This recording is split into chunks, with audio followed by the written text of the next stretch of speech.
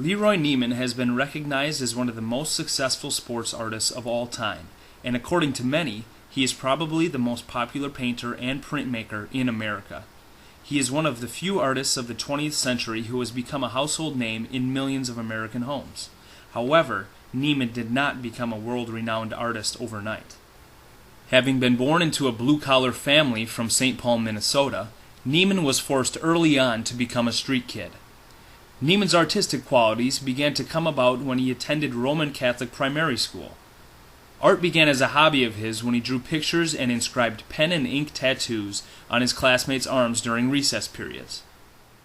To this day, Neiman believes that his celebrity began when he was young merely because he loved to draw and paint and did everything in his own path.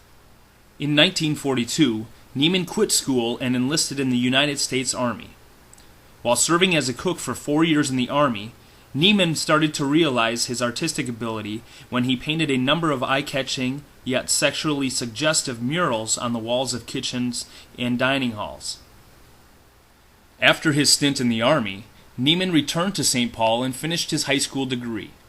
After high school, Neiman's artistic studies included stops at the School of Art Institute of Chicago, the University of Chicago, and the University of Illinois. Along with his schooling, Neiman has also cited as especially influential in his artistic development the works of Leonardo da Vinci and Jackson Pollock for his abstract expressionism. Once Neiman discovered his style and had a grasp on what he wanted to accomplish in the world of art, there was no looking back. Fresh out of the Art Institute of Chicago during the early 1950s, Neiman took a job doing women's fashion drawings at the department store Carson Prairie Scott in Chicago. While freelancing there, he befriended a young Hugh Hefner who was working as an advertising copywriter and a cartoonist as well. It was in December of 1953 when Hefner began publishing the magazine Playboy, and through a chance meeting, Neiman showed Hefner some of his paintings. Upon Hefner's invitation, Neiman was then asked to contribute to Playboy magazine. In 1958, Neiman began producing sketchings and paintings for a Playboy feature called Man at His Leisure, for which he also wrote the text. Whether it was the Grand Prix auto race in Monaco, the Regatta of the Gondoliers in Venice, or the Super Bowl in Miami, Neiman was there. Always found with a long cigar, Neiman painted scenes of gambling and men and women sipping brandy in their leisurely activities. Neiman not only painted the dream life, he began living it as well. Neiman was coming into the world spotlight and was about to make the most of it. He came to Manhattan in 1963, and it was in the years of Namath, Mantle, and Ali that Mr. Neiman became associated with big-time sports. Neiman had a front-row seat for the transition in sport where athletes went from being merely just contestants to celebrities. Among hundreds of other famous people, Neiman has painted sports figures like legendary basketball player Michael Jordan, as well as iconic baseball figures Sandy Koufax, Roger Clemens, and Mike Schmidt. By the 1970s, sports had helped propel him onto television when he began painting on camera for ABC. Television cameras regularly cut to Neiman daubing away his brilliant oils during the Munich Olympics of '72, the Montreal Olympics in '76, and also in Lake Placid for the Winter Olympics in 1980. Now that we have a good background in sports painting, let's start our own. First, we'll start with tools and supplies. These are just a few things that you're going to need to start your own painting. The first thing we're going to need to pick up is wood. I prefer to use a 1" by 2" cut as to keep the painting light. Second, you'll need to pick up some nails, no longer than 2 inches.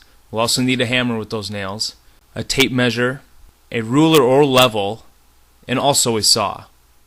All of these materials can be picked up at your local hardware store. Home Depot, Lowe's, or Menards works best. Now that we have all of these materials, let's start to build the frame. The first thing you're going to want to do is align the height and width pieces of your lumber and join them at a 90-degree angle. As you can see in this picture, I usually use 2 nails to ensure stability. Do the same with the remaining 2 pieces of lumber and join them together to form a square. In order to ensure stability, you're going to also want to keep another cut of wood in the middle for support. Now that we have our frame completed, let's go back and take a look at some of Neiman's successors. We can start with Richard T. Slone. Slone is an English painter who has established himself as one of the most sought-after artists by creating award-winning paintings which are now widely collected throughout the world.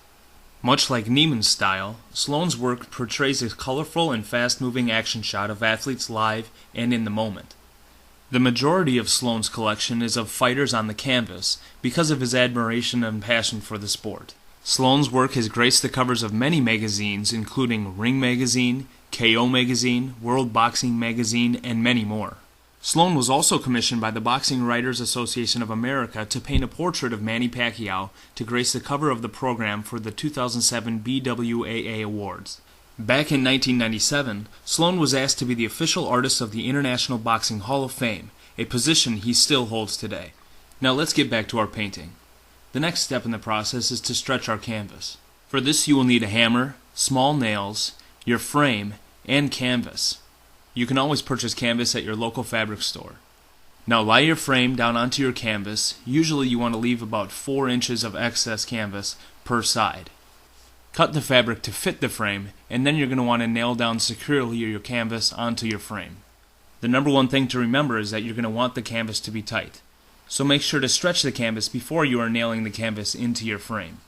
When you are finished nailing down all sides, trim the excess canvas from your frame. When you are finished, it should look something close to this.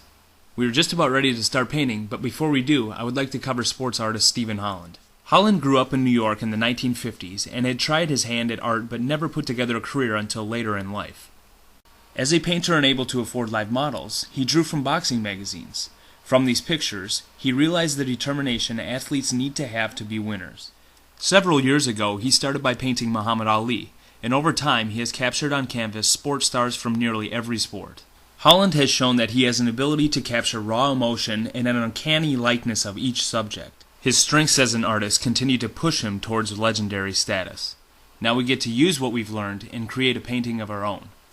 Here's the picture I will be using today, and I will show you a step-by-step process on how this painting comes to a finish. Now sit back and enjoy.